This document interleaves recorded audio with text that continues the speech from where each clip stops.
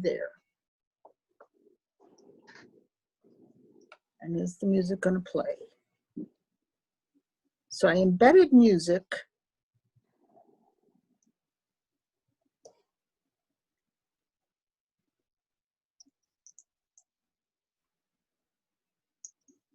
See if it works. Okay. Says it's playing. Maybe I forgot to turn the volume on. Let me stop. Do that again. Sorry. Also, when Peggy, you shared, did you check those check boxes? Yeah, that's, I forgot to check the sound box.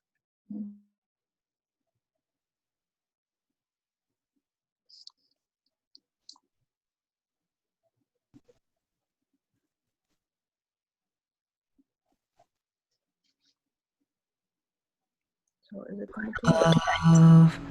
The subject tonight, the subject tonight, the subject tonight is love. I say, matter of fact, I know of no other words to say but love. I say, matter of fact, I know of no other words to say but love.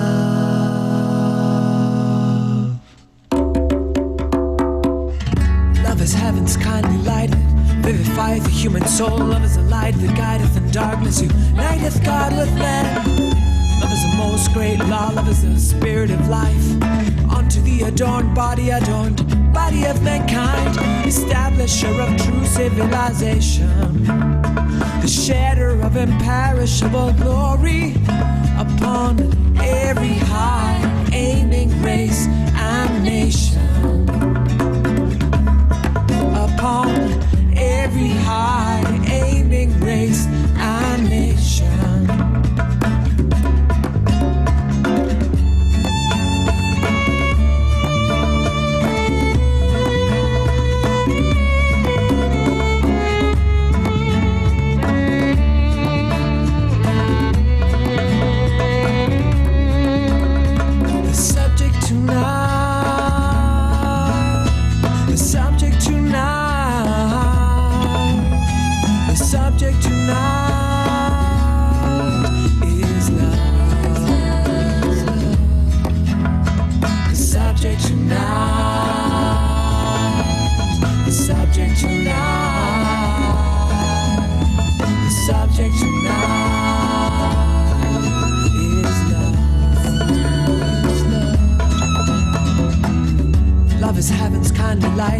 Vivify the human soul. Love is the light that guideth in darkness, uniteth God with man. Love is the most great law, love is the spirit of life. Unto the adorned body of mankind, establisher of true civilization, the shedder of imperishable glory upon every high aiming race and nation, upon every high aiming race and nation.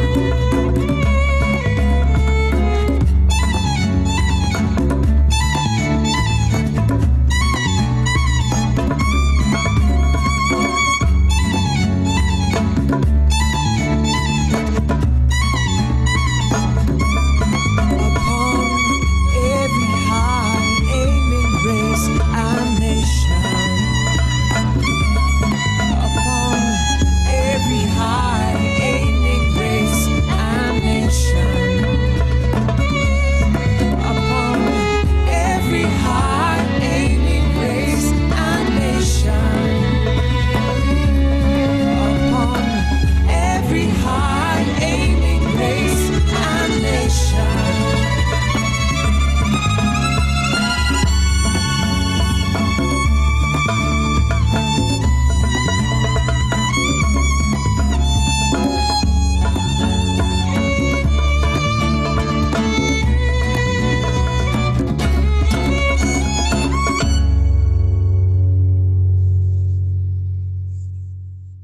So tonight we're going to be taking a look at some quotations about love.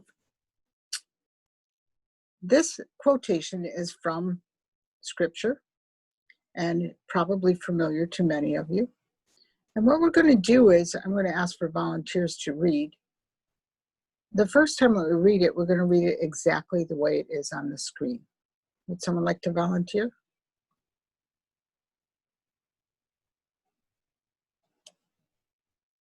I can. Thank you, Colette. Love is patient. Love is kind. It does not envy. It does not boast. It is not proud. It does not dishonor others. It is not self-seeking. It is not easily angered. It keeps no record of wrongs. Love does not delight in evil, but rejoices with the truth. It always protects, always trusts, always hopes, always perseveres. Love never fails. And I would like a volunteer to read it the second time. Whoops. And the second time that we read it, every place where it says love or where it's appropriate to fill it in, use the word God instead of love. Who would like to do that? I will. That was Johnny. Thank you, Johnny. God is patient. God is kind. God does not envy. God does not boast. God is not proud. God does not dishonor others. God is not self-seeking. God is not easily angered. God keeps no record of wrongs. God does not delight in evil. God rejoices with truth. God always protects, always trusts, always hopes, always perseveres. God never fails.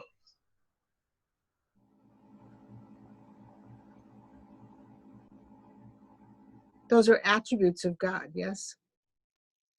And I learned when I was a child that God is love.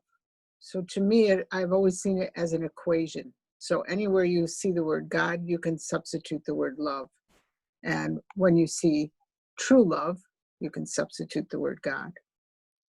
And so now I ask you to each read it. And this time, every time you see the word love, substitute your own name. So we should read it together. Wow. Peggy is patient. Peggy is kind. Peggy does not envy. Peggy does not boast. Peggy is not proud. Peggy does not dishonor others. Peggy is not self-seeking. Peggy is not easily angered. Peggy keeps no record of wrongs. Peggy does not delight in evil, but rejoices with the truth. Peggy always protects.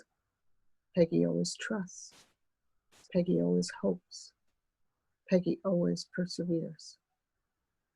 Peggy will not fail with love.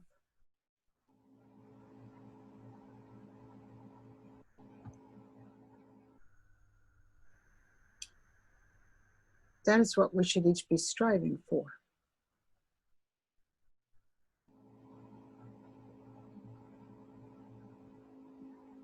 About 15 years ago, I have, some of you know, I'm the mother of 8 children. So I had a house full of kids, and one of them was a particularly ornery teenager. And I had made a commitment to really try to live my faith. At that time, I was not a Baha'i, not yet a Baha'i. And no, it was after I was a Baha'i. I painted that on the wall of my kitchen. My daughters loved that verse, and I thought, I'm going to put it somewhere where we can all see it. At the same time, I was struggling with this teenage son who was talking back to me, using passive aggression, using some physical aggression against his siblings. It was a challenge. And I lost my cool one day, and I told him I was sick and tired of it. And you know what I'm going to do? I'm going to write down all the stupid things you do and all the things you do just to make my life difficult. And then I'm going to write down all the things I do for you and see how ungrateful you are, or whatever ridiculous words I said to him. And I was in the middle of putting that scripture on the wall, and I got to the sentence that says, love keeps no record of wrongs. Mm-hmm. And I realized I shouldn't be doing that. And so instead, I created a sheet for myself and put it in a notebook. It had 3 columns. The date, blessed by, where I could put an individual's name, and what had blessed me that day. And it became a gratitude journal. And I started writing in it things that I saw in my own family and amongst my friends. And I would wait for that ornery teenager to do some small thing, and I'd write it in there and try not to keep a record of wrongs, but to look at the good in him. And one of the things that happened amongst many was my kids started coming home from school, and they knew where that notebook was. It was on a shelf in the kitchen where it was easy for me to just go over and jot something down. And they started checking the book to see if they made the book. Oh. It changed our family dramatically because we all started being more aware of the blessings and far less concerned with the faults of one another.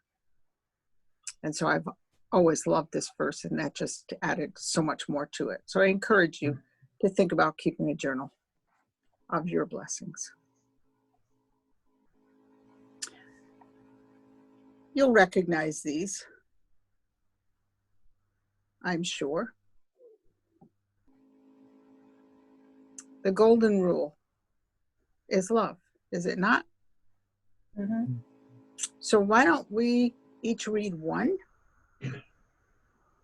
And so I'm going to encourage you to read one. And since you're looking at me right now, Debbie and Johnny, it's up to you to start and then pass it on to someone. Okay.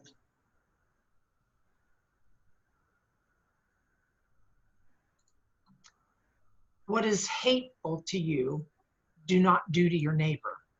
That is the entire law. All the rest is commentary. Go and learn. Harm not others in ways you yourself would find hurtful. Colette? Have benevolence toward all living beings, joy at the sight of the virtuous, compassion and sympathy for the afflicted, and tolerance toward the ill-behaved. Sarah Hatch. Christianity. Do unto others what you would have them do unto you. This sums up the law and the prophets. I forget somebody's name. I forget the name, so. Do you see them on the screen? No, I just see you. And the quote. I don't see anybody else. Switch your view from speaker. There's a little thing with 3 dots. Switch it from speaker to whatever the other view is Gallery. called. Gallery. And you'll see everybody. I just see a bigger you. Oh, wow. That's not good. No. At the very top, there should be like 1 line, 1 square, 2 squares, and then like 9 squares. If you push on the one that's 2 squares, you should see at least most of us. Or we could just help you out and pass it on. Yeah. Yeah. Just as I just looking at Mary, would you read? It's on. Yeah. Yes.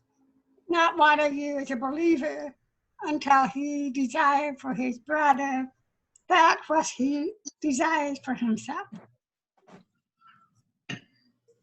Oh, how about mercy? That's a good guess because Nevin's not here. Baha'i, choose thou for thy neighbor that which thou choosest for thyself.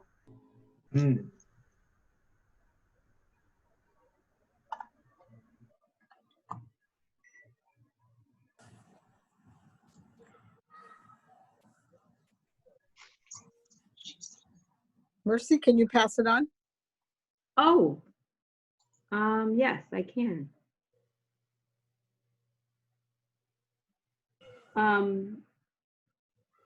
Did Beverly go?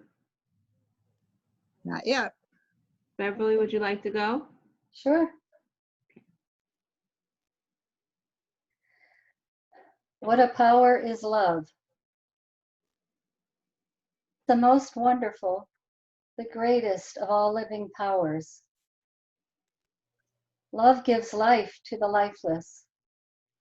Love lights a flame in the heart that is cold. Love brings hope to the hopeless and gladdens the hearts of the sorrowful. In the world of existence, there is no greater power than the power of love. When the heart of man is aglow with the flame of love, he is ready to sacrifice even his life. In the gospel it is said, God is love. Abdul Baha.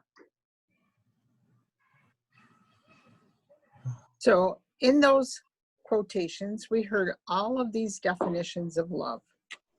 And the artwork that we're going to do tonight is designed to be a meditative work. So you do not need to have the skills of an artist. All you need is the skills of a first grader and the ability to write your own name. So anybody can do it. The goal is not to have a perfect piece of art, but to use this time and your writing tools as a way of meditating on what is love. And so we're going to do leaves of love. And as you draw each leaf, you can think about what you want to put in them. You don't have to use all of those definitions. So I'll take you through the drawings and how to do one leaf. And then you can do the leaves the way that you'll see on the screen, or you can draw leaves any way you choose to. This is a form of art called tangle art. There are no mistakes. So if your pencil goes off in a different direction than you expected it to, just incorporate it. And at the end, you will see something on your page that may or may not be what you expected it to be. Once your leaves are done, you can add words.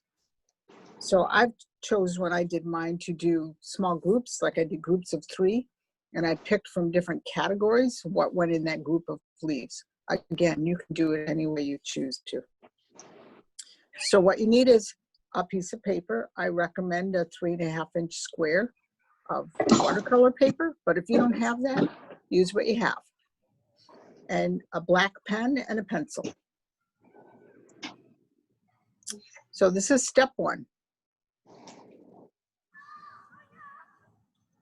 And be aware that you want to make quite a few leaves on your page. You might want to leave room for a minimum of 9. You can do more. You can choose to do less. Are we putting that in the middle of our paper? You can put it anywhere you want on your paper. As many as we want or just one? Well, start with 1. Okay. I don't know.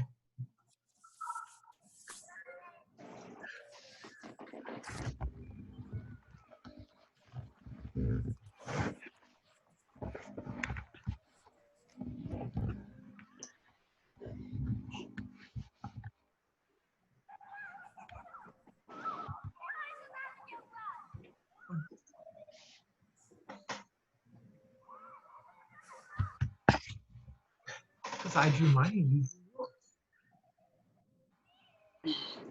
And then you can add.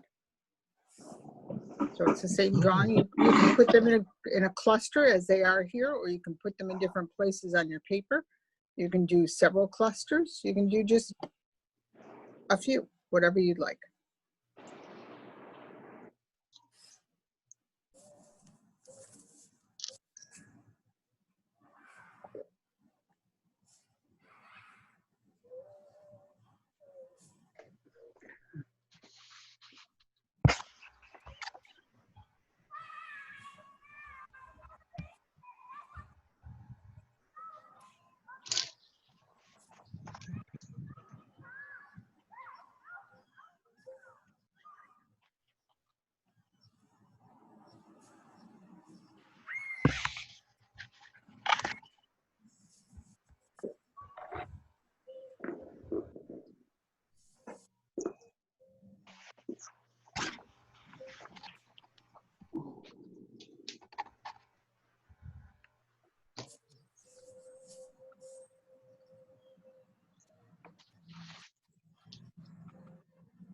So as I scroll through them, you'll see ideas. You don't have to do it the way this is done. You can do whatever is pleasing to you.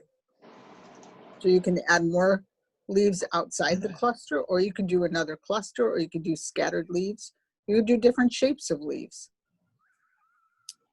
And often when people are doing projects like this, they start looking at their work and saying, it isn't very good. They start comparing it to other people's work and thinking, well, so-and-so could draw this better than I can. A lot of people will say, I wish I could do it the way Peggy does it. Well, Peggy's not a great artist. Peggy just does what she does. I always like to tell the story of Michelangelo. And if you know who Michelangelo is, he was a very renowned sculptor in Italy, and he served at the pleasure of the Pope. The Pope demanded that he not do sculpture, but that he paint the ceiling of the Sistine Chapel. And so he lay on his back on the scaffolding, painting that ceiling and complaining to himself. He begged the Pope not to make him do it because he's a sculptor, he's not a painter. And the Pope told him to do it anyway, and he did. And as he lay there, he would look at his work and say, this is terrible. If you've ever had the opportunity to go to the Sistine Chapel, you'll be blown away by how incredible it is. I stood there about a year ago, looking up at that ceiling and not sure if that was three-dimensional and it was painted around things that already existed in the ceiling, or if his skills were such that it looked 3D, but it's really flat. It's really flat. It just is so incredibly well done. So he told himself it wasn't very good, but the rest of the world thinks it's incredible. And the lesson I learned from that is you cannot judge your own artwork because you have a picture in your head that your pencil doesn't always match or your paintbrush doesn't match. But that doesn't mean it's not good and it's not beautiful.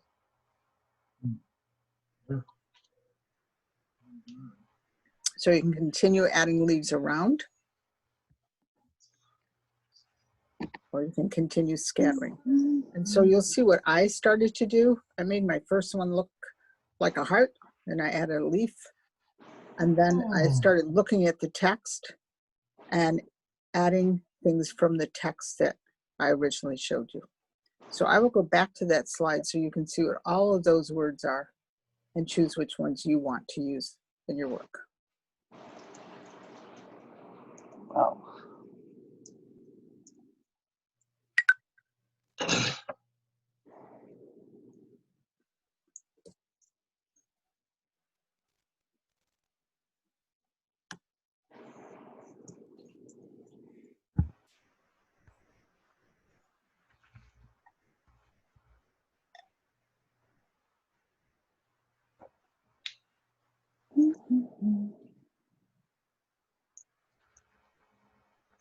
No.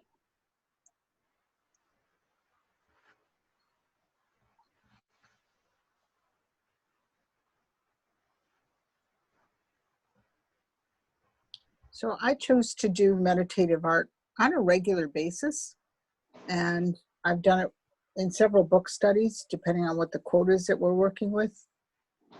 I often do it as a part of my obligatory prayer. So I like to do things that are based on the number 9.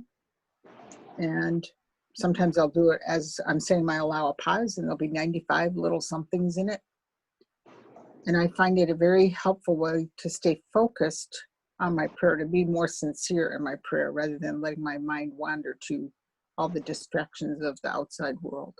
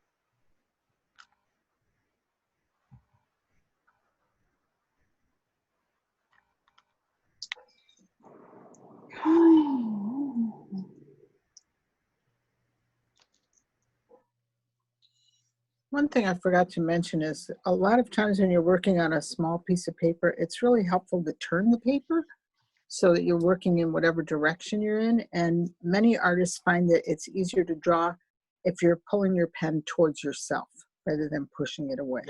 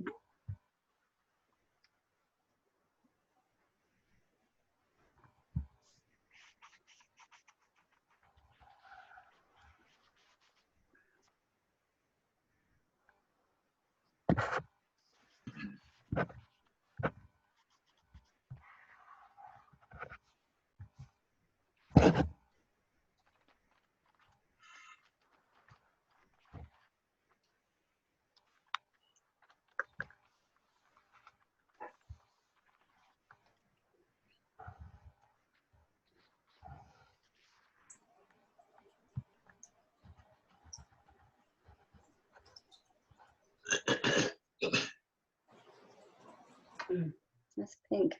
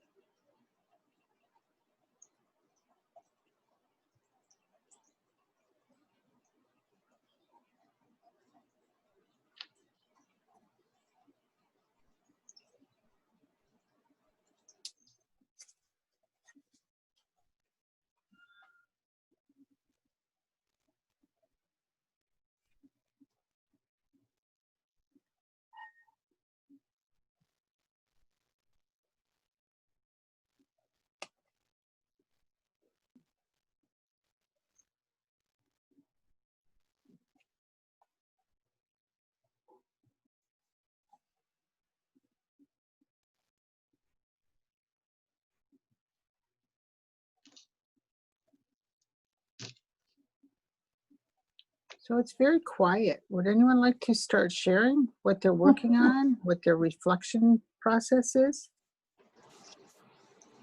Or would you just like to stay quiet?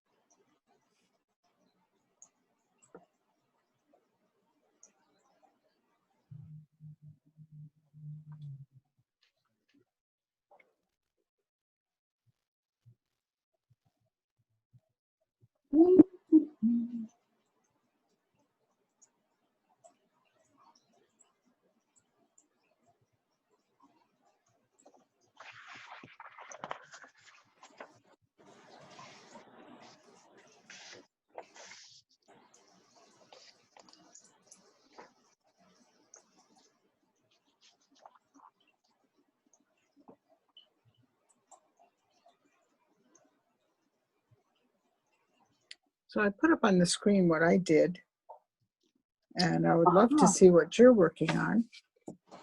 Of course, you're welcome to add words, you're welcome to add color, and you may find that you love it, but you're not thrilled with what you did. You can always do another one.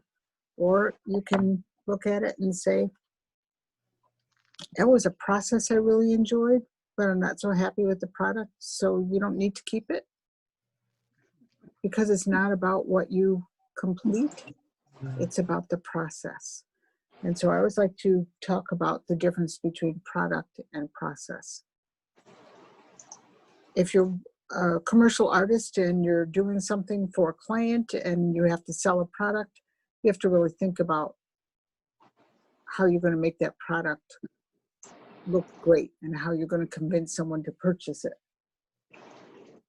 But if you're drawing for yourself, we've all doodled in our lives, it doesn't matter what it's going to look like. It's a way to keep yourself paying attention when the teacher's talking, so you don't get in trouble for writing notes. And it actually helps your brain to remember better when you doodle, because you're not as easily distracted. If you're working on process, you're thinking about the meaning of a quotation, for example. You're thinking about, what does love mean? So when I wrote, love is kind and patient and all those other words that I put there, at the same time I'm thinking, am I kind? Am I patient? How have I been? How can I be better at that? Has my heart been gladdened by love? So what's been my experience of love coming towards me? Have I gladdened someone else's heart? How have I done that? And so that process of putting the words with whatever you're drawing helps your mind to really think deeply about individual words and individual meanings or individual experiences, and helps you to reflect and grow from whatever you're doing.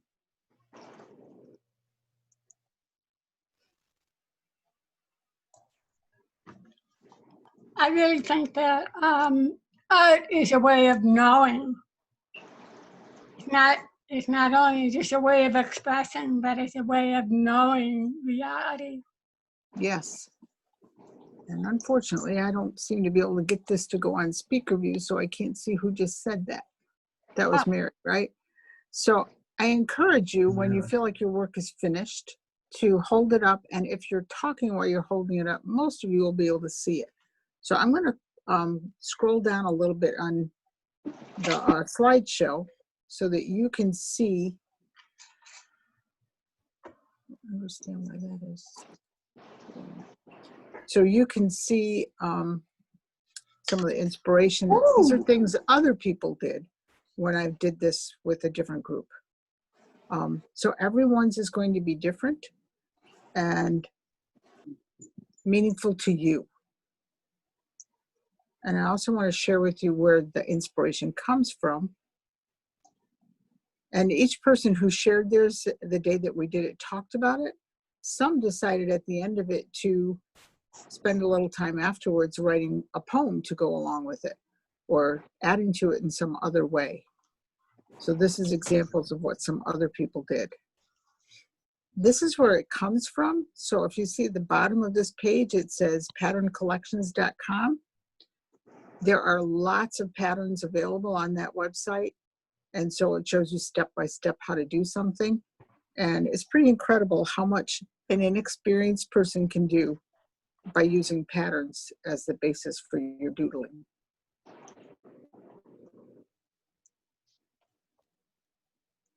And I'm going to stop the screen share because I would strongly encourage you to share what you're doing.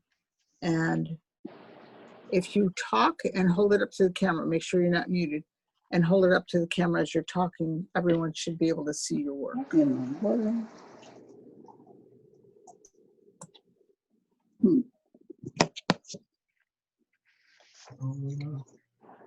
Here's mine.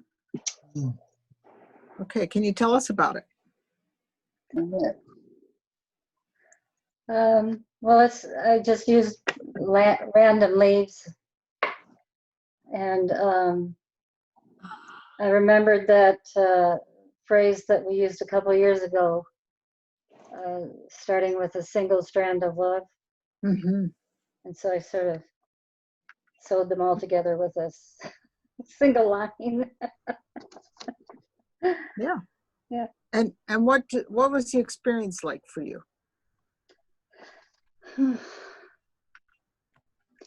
Well, I think I chose the phrases that meant something to me, that that I could identify with, and maybe felt like I needed. Some of it was where I might need to do some work, and some of it was things I just really appreciated. Would anyone else like to share? Ooh. Wow. Oh. We've got artists. Oh, it left. Wonderful. Go ahead, Mary. This is Peggy, is this Zen Tango that you're familiar with? I'm sorry, I'm not understanding you. Can you say that again? Yeah. Are you familiar with Zen Tango? Yes. Okay. Yes. So technically I can't call it Zentangle because that's a copyrighted name, but there are many other places where you can discover Tangle art patterns. So I don't use Zentangle because that's copyrighted. Okay. That's what she So tell us about your process, Mary. You know, love is a very deep, complex, powerful, it's a force of nature. So I try to the lines, almost like a magnetic power. So that was my intent. It's beautiful. Thank you. So it'd be helpful if everyone would mute themselves, or I can do that. And then just to unmute if you want to talk, and then mute yourself when you're done talking. I realized I had it on mute.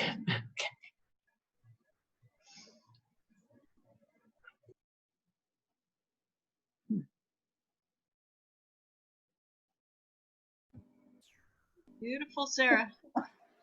Sarah Hatch. Yeah. Each leaf is a different attribute. I don't know if you can see the writings. Mm-hmm.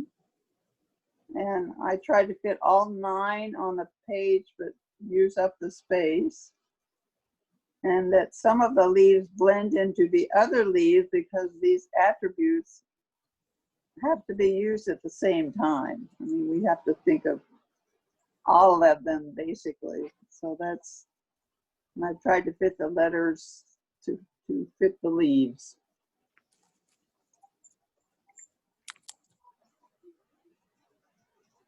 Take a screenshot. So stay there for a minute. Oh, okay. Never quite get that button. There we go. My letters are backwards. Can you see them backwards? They are not backwards to us, only to you. Well, isn't that strange? Okay.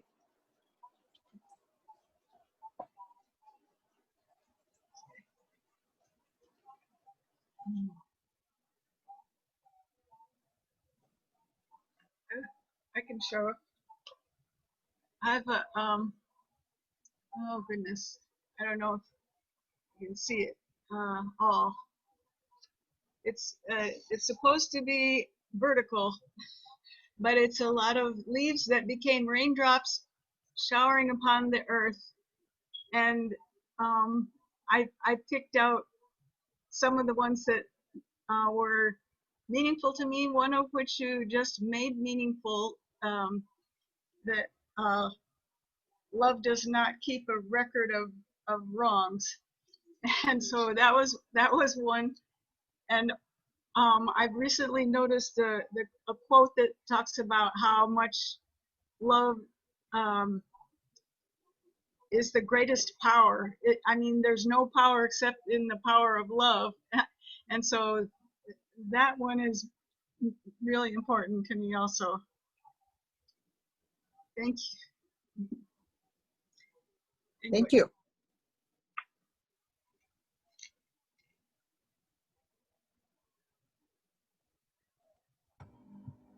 I guess I'll go. I did. Oops. Hold it back a little bit further from the camera. And you have to talk. Hmm? I did a bigger square, so. But I just started drawing leaves randomly. And then I randomly put words in the leaves. And then I connected them and then started putting color in.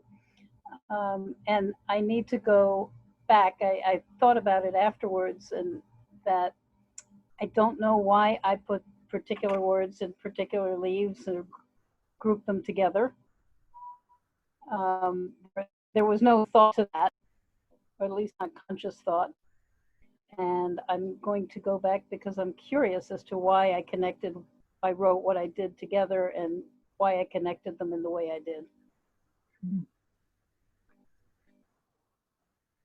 Thank you.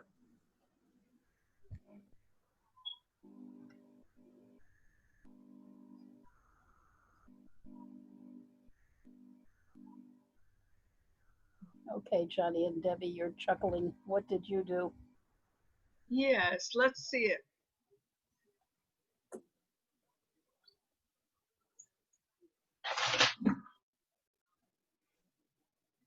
This is what I did. And each leaf is touching, and the writings that I put inside was that it's things that I felt that love means to me and what I would like to acquire. And some things that I know that love is not, is there also.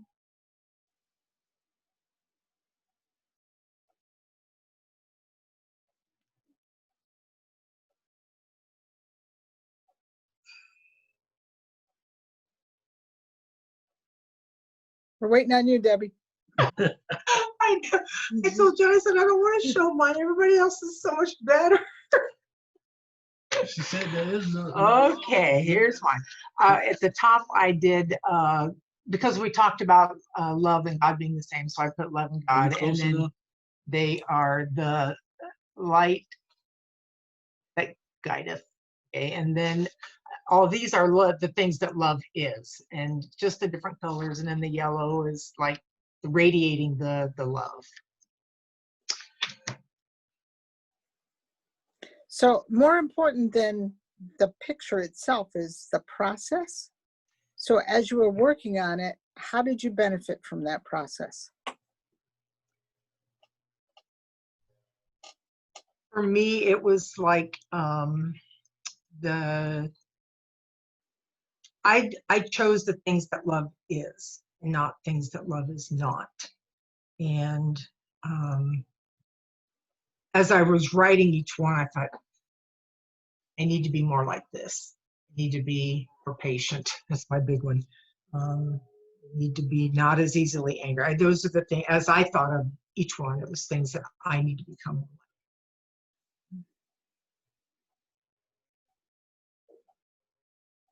like. And what I did when I wrote these down, I was thinking about myself and how each thing that I wrote affected me.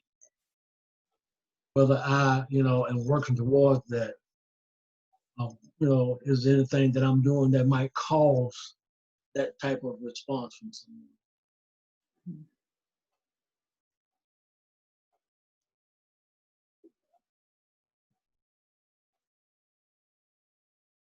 Okay, go ahead.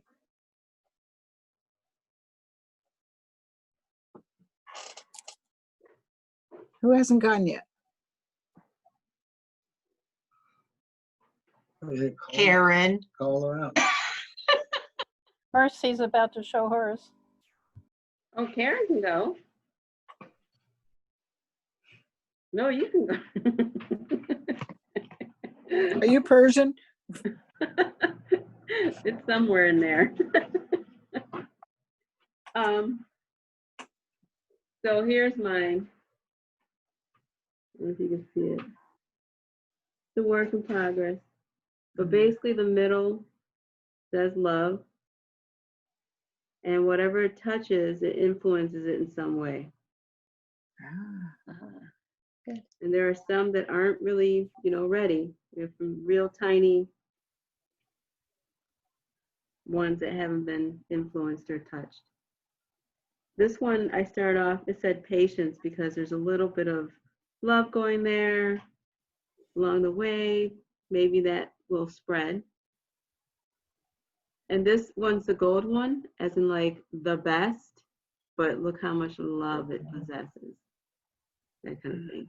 So it's my doodle while I was talking, but this is what I did. And how did you benefit from it? It was relaxing. I was literally sitting here talking to Scott about love. Good. It's beautiful. Yeah.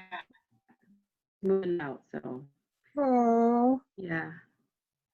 It's up the Is street. he going to leave his bed there for me? Yeah, we're going to leave the guest bed. No, he took the mattress. Sorry. Okay.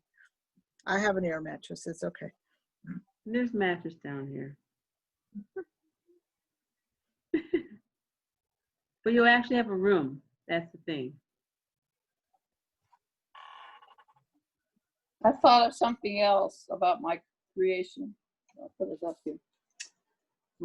I'm thinking how fragile leaves are. And if they don't get enough water, they die.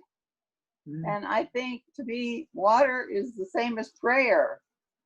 That it takes prayer to help us live up and try to do these attributes. Just like the leaves need water, we need prayer. Mm-hmm.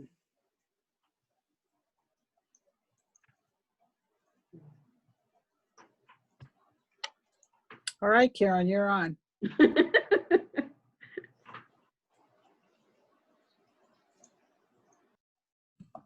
All right. Yes, let's see. So I'm talking this. Okay, there we go. I just I fell back into this old pattern of when I was a young girl. I used to make leaves like this and turn them into poinsettias, but this time I just made leaves, like you said. And I just wrote down the words that love was. But it was really good for me because this week was my mom's birthday and she passed about 7 years ago. And so this like connected me to my mom and thinking about how she expressed these parts of love. So it was really a really cool experience. Thank you. You're welcome. Yeah.